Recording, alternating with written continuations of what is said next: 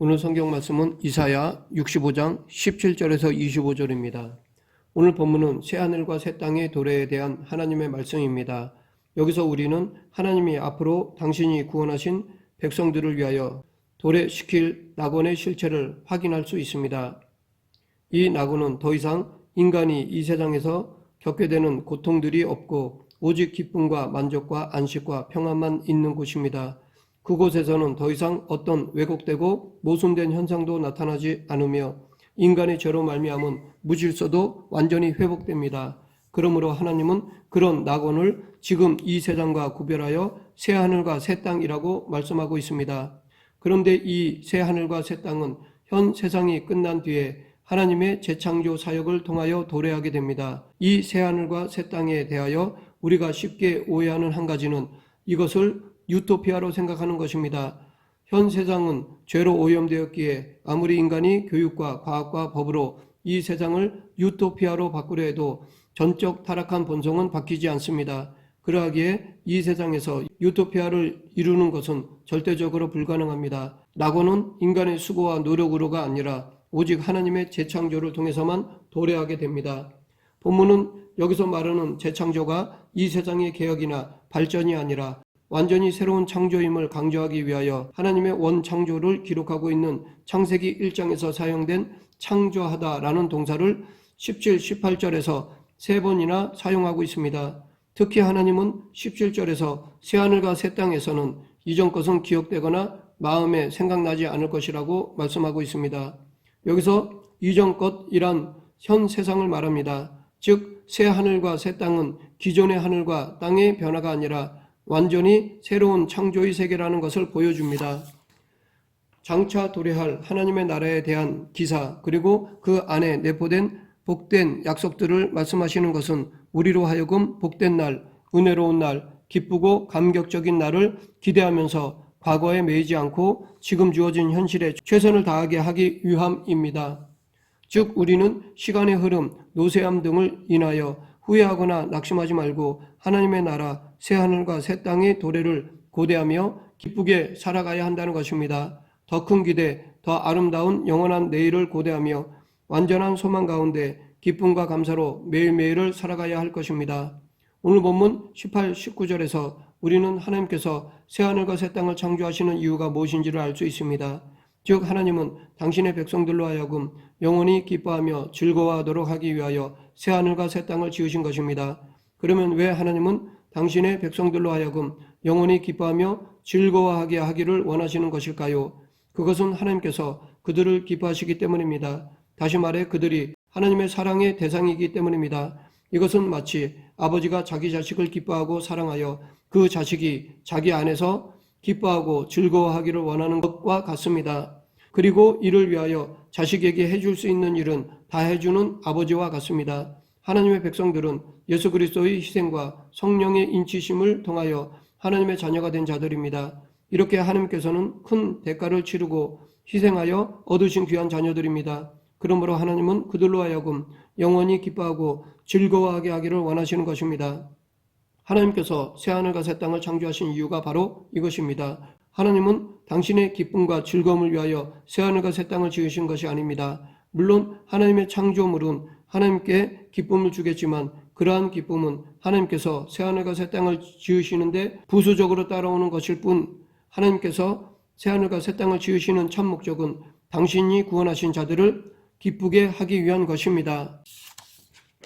그리고 하나님께서 그처럼 당신이 구원하신 자를 기쁘게 하기를 원하시는 것은 그들이야말로 진정 하나님의 기쁨의 대상이기 때문입니다. 이에 대하여 본문에서 하나님은 내가 예루살렘을 즐거워하며 나의 백성을 기뻐하리니 라는 말씀으로 표현하고 있습니다. 하나님은 당신의 형상을 따라 지으신 인간을 기뻐하셨습니다. 그래서 하나님은 인간을 지으시기 이전에 먼저 그들이 살아갈 수 있는 세상을 먼저 지으셨던 것입니다. 말하자면 세상은 하나님의 기쁨의 대상인 인간을 위하여 지어진 것입니다. 이처럼 하나님의 재창조 사역도 당신이 죄에서 구원하신 성도들을 위하여 하신 것입니다. 그런데 이 새하늘과 새 땅에서는 날수가 많지 못하여 죽는 어린아이와 수완이 차지 못한 노인이 다시는 없을 것이라 곧 100세에 죽는 자를 젊은이라 하겠고 백세가 못되어 죽는 자는 저주받은 자이니라 라고 말하고 있습니다. 백세는 현 세상에서 볼 때 오래 산 수명이라 할 수 있습니다. 반면에 새하늘과 새 땅에서는 백세에 죽은 자가 젊은이이고 저주받은 자가 되는 것입니다. 그런데 이 말씀을 문자 그대로 이해하면 새하늘과 새 땅에서도 사망이 있다는 말이 됩니다. 그러나 이 말씀은 새하늘과 새 땅에서도 죽음이 있다는 말이 아닙니다. 새하늘과 새 땅에는 단지 수완이 차지 못하여 죽는 사람이 없을 뿐만 아니라 아예 죽음이라는 것이 없습니다. 본문은 새하늘과 새 땅의 인간의 수명의 최저 한계를 백세로 말씀하고 있지만 여기서 100이란 숫자는 완전수로서 영원을 상징합니다. 그러기에 백세가 못되어 죽는 자는 저주를 받은 자라는 것은 새하늘과 새 땅에는 그처럼 저주받은 자, 사망의 권세에 얽매인 자가 없다는 것을 말합니다. 이 세상에 사망이 온 이유는 세상에 죄가 들어왔기 때문입니다. 죄가 세상에 들어오기 전까지만 해도 세상에는 사망이라는 것이 없었습니다. 그런데 새하늘과 새 땅은 죄가 없는 곳입니다. 그러므로 이곳에는 사망이 없습니다. 특히 새하늘과 새 땅은 하나님께서 처음 창조하신 이전 세상과 달리 죄가 유입될 가능성이 전혀 없습니다. 따라서 그곳에는 영원히 사망이 이루어질 수 없습니다. 그런데 이곳에 들어갈 수 있는 사람은 사망 권세를 이기신 예수 그리스도를 믿는 자들입니다. 사망 권세를 십자가의 죽음과 부활로 이기신 그리스도를 믿는 우리는 그리스도와 더불어 사망 권세를 이긴 자들입니다. 물론 지금의 삶은 우리가 장차 입성할 영원한 나라 천국에 입성하기 전 우리가 치러야 할 영적 전쟁터라 할 수 있습니다. 하지만 정작 이 싸움은 이미 이긴 싸움이며 우리에게 승리가 보장된 싸움입니다. 우리의 대적이며 사망 권세를 지닌 마귀는 이미 우리의 대장이신 예수 그리스도께 완전히 패하였기 때문입니다. 21, 22절에서는 자기가 지은 집에 자기가 살고 자기가 심은 나무의 열매를 자기가 먹는다는 것입니다. 이것은 지극히 당연한 말처럼 보입니다. 사람은 자기가 지은 집과 심은 나무에 대하여 소유권을 가지고 있습니다. 따라서 자기가 지은 집에 거하며 자기가 심은 나무의 열매를 자신이 거두는 것은 너무도 당연한 것입니다. 그러나 실제로는 그렇게 되지 않는 경우가 허다합니다.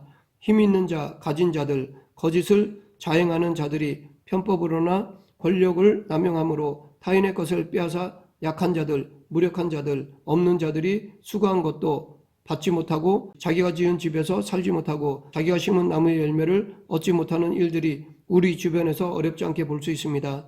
반면에 새하늘과 새 땅은 거짓과 불의, 부정이 결코 자리할 수 없으며 오직 정직과 진실, 정의만이 있는 곳입니다.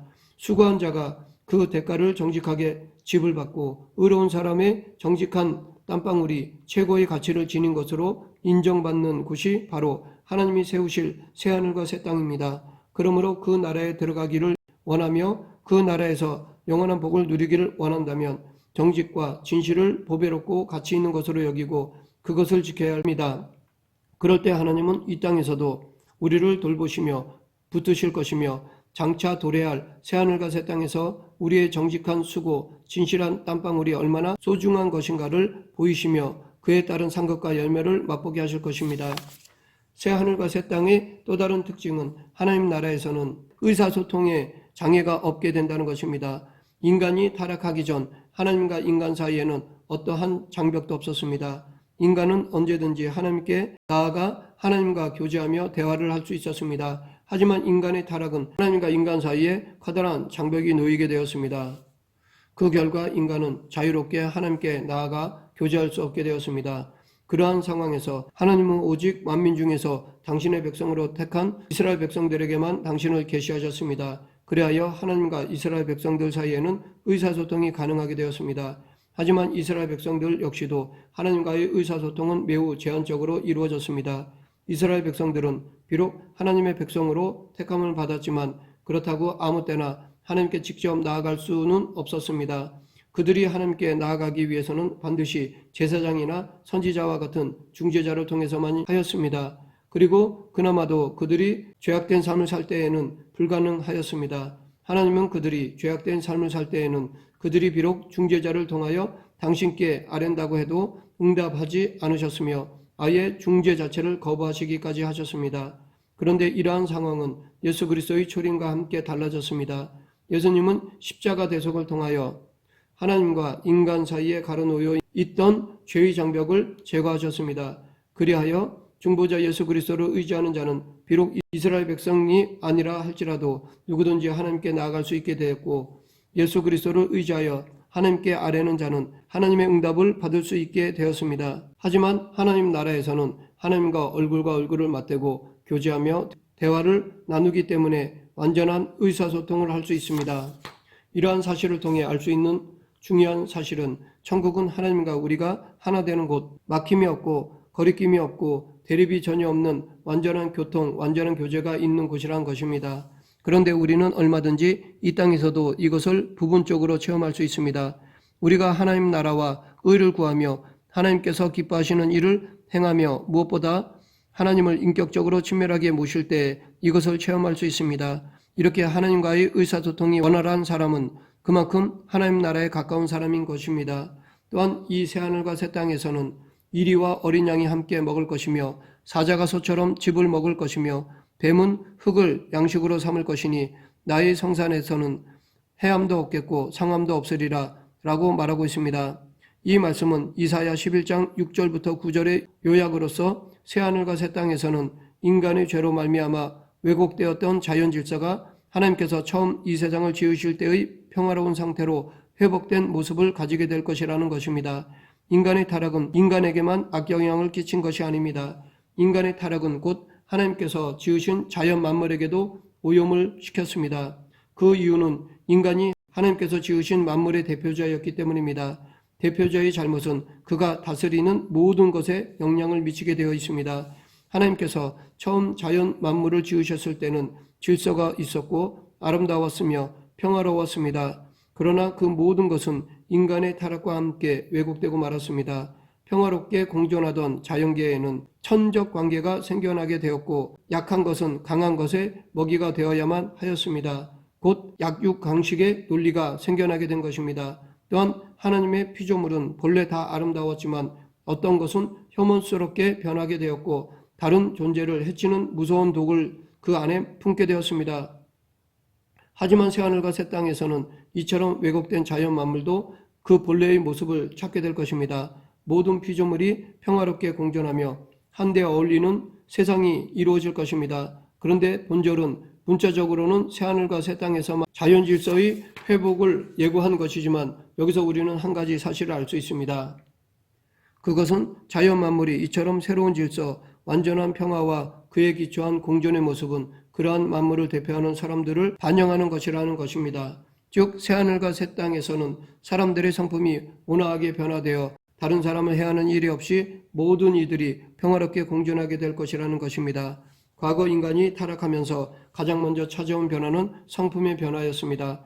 타락한 인간은 죄가 그 마음을 지배하게 되었고 그 결과로 인간들은 그 성품이 포악하고 강교하게 변하게 되었습니다. 그리하여 강한 자는 약한 자를 지배하는 약육강식의 논리와 남을 죽이지 않으면 내가 죽는 적자생존의 논리로 살아가게 되었습니다. 그러나 새하늘과 새 땅은 완전히 새롭게 거듭난 사람들의 세상이기 때문에 이 약육강식과 적자생존의 논리는 완전히 사라지고 모든 사람들이 평화롭게 공존하게 됩니다. 그런데 성경에서는 예수 그리스도 안에서 하나님의 통치를 받는 성도들에게 하나님의 나라가 임하였다고 말하고 있습니다. 이것은 성도들은 세상 사람들의 성품인 포악하고 강교한 성품을 버리고 온화한 성품을 가져야 하며 화평케 하는 삶을 살아야 한다는 것을 의미합니다. 성도들은 현세적 하나님 나라의 구성원들로서 포악함과 강교함을 버리고 온화한 성품을 가져 다른 사람들은 물론 자연 만물과 평화롭게 공존하는 사람들이 되어야 합니다. 만일 성도라 하면서도 아직도 포악하고 강교한 성품을 버리지 못하여 다른 사람을 해하거나 위협하고 자연을 파괴하기를 즐긴다면 그는 진정한 의미에서 거듭난 성도라 할 수 없습니다. 예수님께서도 마태복음 5장 9절에서 화평케 하는 자는 복이 있나니 그들이 하나님의 아들이라 일컬음을 받을 것이며 라고 말씀하셨습니다. 그러므로 우리가 진정 천국을 사모한다면 그 나라가 평화로운 공존, 화평의 나라임을 먼저 상기해야 합니다. 그리고 하나님의 화평을 세상 가운데 이루며 살아가야 합니다. 말씀을 맺겠습니다. 이 세상은 혼돈되고 혼탁하며 부패한 곳, 죄악이 난무하며 절망적인 곳이 되어가고 있습니다. 바로 이러한 세상 가운데서 하나님은 우리들을 구원하시고 이 세상을 거슬러 살도록 사명을 주셨습니다. 하지만 우리 스스로의 힘으로는 이 혼탁한 거짓과 죄악의 물살을 거슬러 살아갈 수 없습니다. 그러나 하나님은 우리에게 사명만 주신 것이 아니라 우리가 그 모든 세상의 거센 물살을 거슬러 갈 수 있도록 소망도 주셨습니다. 바로 천국에 대한 소망입니다. 그러하기에 고난 중에 있거나 미혹을 당하거나 절망적인 일들이 닥칠 때 하나님이 우리에게 보여주신 천국의 소망을 확신해야 합니다.